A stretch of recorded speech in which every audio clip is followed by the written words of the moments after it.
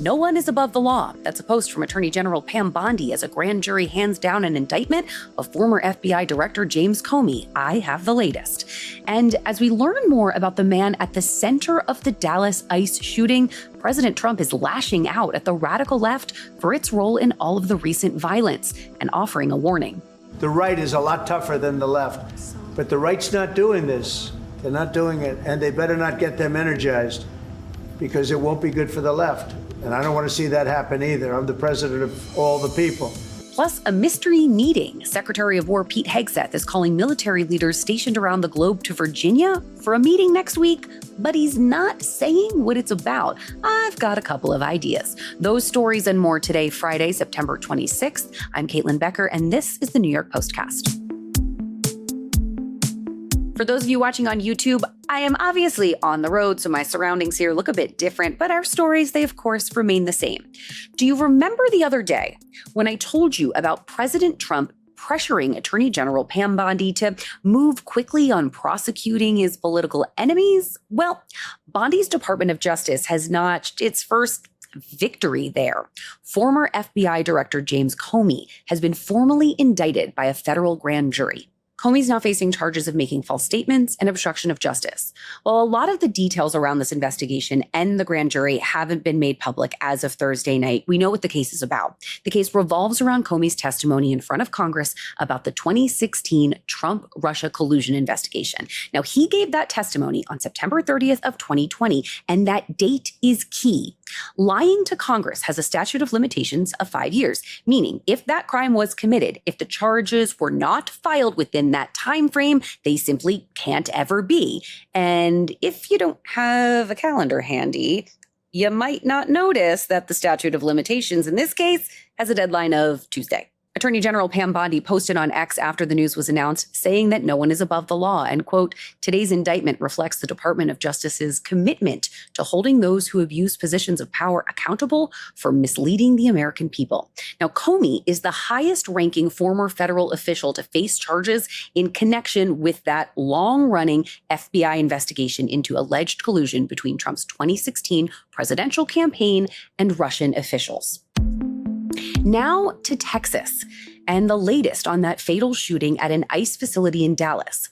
Authorities found several handwritten notes from shooter Joshua John. One referred to the work of ICE agents as, quote, human trafficking. Another expressed hatred of the federal government. And in a third, he wrote, quote, it was just me and my brain. Good luck with the digital footprint. Now, the FBI says that John carefully planned his attack with one note outlining this chilling thought. Quote, hopefully this will give ICE agents real terror to think, is there a sniper with armor-piercing rounds on that roof? In addition to this mountain of evidence, authorities added that John conducted multiple online searches for video of Charlie Kirk's murder, as well as for apps that track the movements of ICE agents. Yet, despite all of that, John's family is dismissing the claims that he was a radical leftist who hated ICE agents. A relative who spoke with the Post simply said, quote, it has nothing to do with that.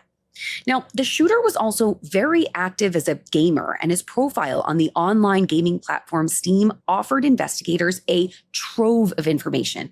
He logged more than 17,000 hours in the past 2 years and spent a good deal of time playing first-person shooter games. And just hours before he took up a real-life gun that killed one and injured two others, he logged in to play Fortress 2 and Left 4 Dead 2, both first-person shooter games.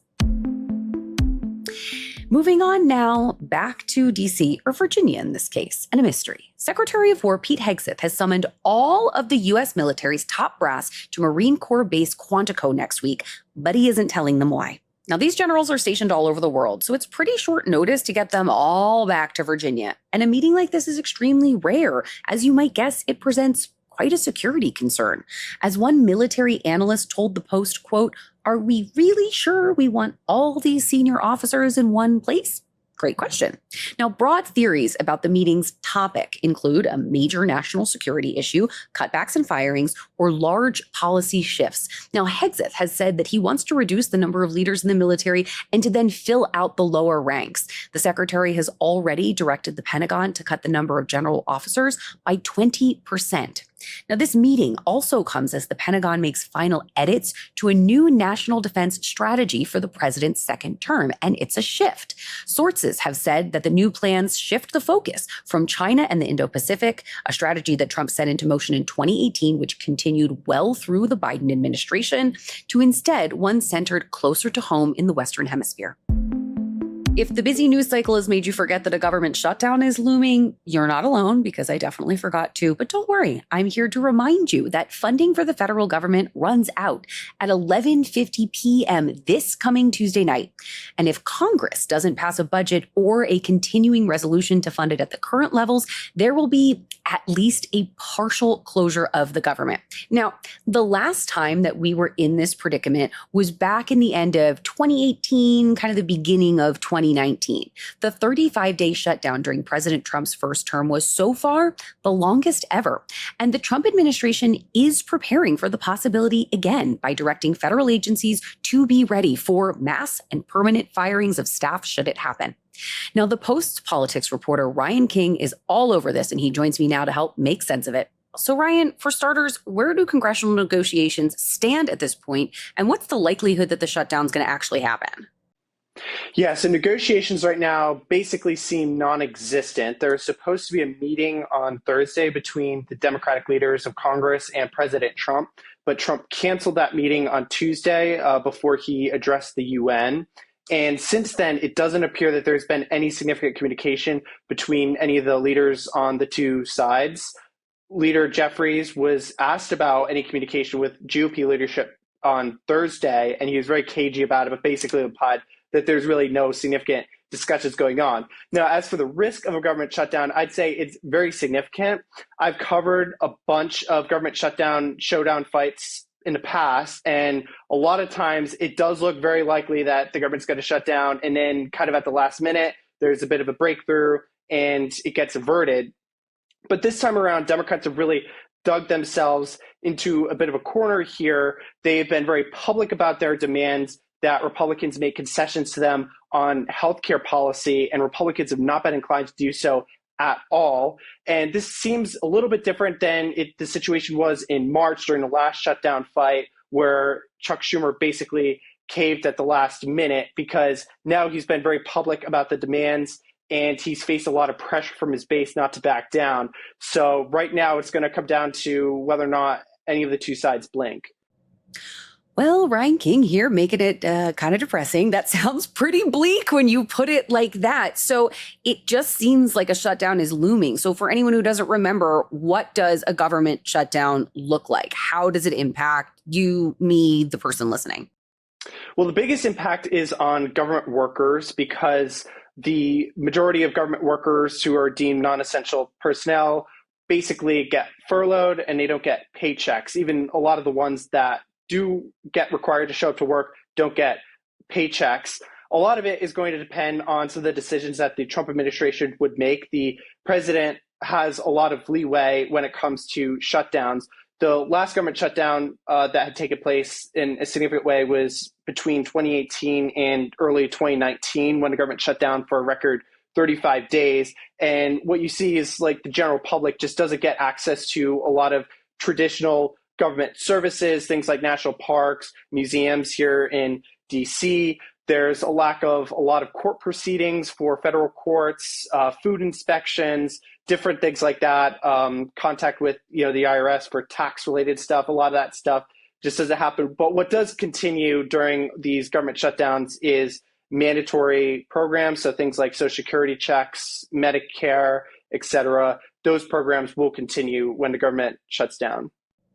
I mean, when you put it in that way, I'm thinking, okay, museums being closed, a bummer, kind of sucks, but not the end of the world. But then food inspections, court proceedings, tax issues, that can be a big headache for the average person. So I want to ask you about this administration memo about mass firings. Can you walk me through that a little bit? What are they asking of these departments, and what could the potential long-term impacts be in this case with a looming shutdown?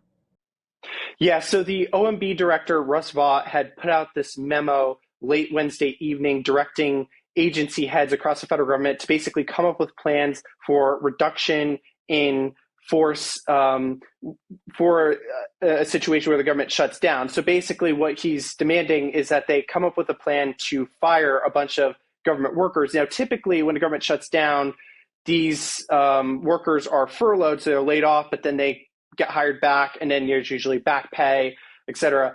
This time around, he's making it seem like these people are going to be permanently fired. And this was something that Chuck Schumer was concerned about back in March during the last government shutdown fight. He was concerned that the Trump administration would take advantage of the powers that a president has during a government shutdown fight to enact further cuts in the federal government beyond what DOJ had been doing at that time. And Vought's memo kind of makes it seem like the Trump administration is planning to do just that. And a lot of Democrat leaders are basically saying they view this as a bit of intimidation to try to make them back off.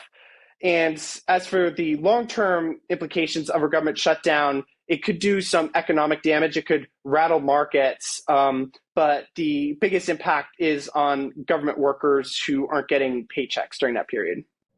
Yeah, I remember the furlough era when I was covering a lot of legal news back years ago in a few different government shutdowns. And then there would be that random every other Wednesday or something. There just wouldn't be court because it was a furlough day, and things really did. There was quite a backlog. So hopefully we can avert a government shutdown this time. But the way you put it, it doesn't seem like that's going to happen. Ryan King, thank you for breaking that down for us. Thank you. Thanks. A left-leaning gun club, yes, you heard that right, is posting some alarming recruitment flyers on the campus of Georgetown University. The John Brown Club is a group with ties to political violence, and it's using those ties to lure members, posting an advertisement with the line, "Hey, fascist, catch." Now, you probably remember that was one of the phrases allegedly written on ammunition and found at the site of Charlie Kirk's assassination. The flyer also says, quote, "the only political group that celebrates when Nazis die." The John Brown Club is listed as a far-left group by the Center for Counter-Extremism. Their members attend left-wing political events armed, and they say that they're there to protect protesters from right-wing counter-protests. Now, the club is named after a militant slave abolitionist who is said to have organized the execution of slavery sympathizers in Kansas. Oof. Now, we're a little early for Halloween, but there's a bloodthirsty terror on the loose in a San Francisco suburb. Here's the MO. The perp hurls themselves at unsuspecting residents, biting and scratching them. At least 5 people have been attacked, with 2 victims ending up in the ER. The culprit? Nope, not someone on bath salts. It is an as-yet-to-be-named squirrel. One neighbor, Isabel Campoy, says, quote, "She almost killed me," claiming the ruthless rodent jumped from the ground up to her face. Residents have posted flyers warning of the attacks that read, "Attack squirrel beware, this is not a joke." An expert that spoke with a local television affiliate says the animal is likely being just territorial while hunting for food. They also note that it could have been cared for by humans in the past, and if they associated people with food, they will lose their natural fear of them. I'm not seeing it. They might lose their fear, but why is she biting? I really want to name her. And first there were killer wasps, but now there's this, killer bees, biting squirrels. I don't know who raised the squirrel. 0 manners. Not like you, my friends. You have stuck with me for another week. And you've even been here when I had to temporarily pick up and move locations wherever I am. And I'm not going to tell you there are no killer squirrels. I also thank you in advance, of course, for following and liking the New York POSTcast wherever you get your podcasts and on YouTube. Have a fabulous weekend. I will see you guys on Monday back in studio.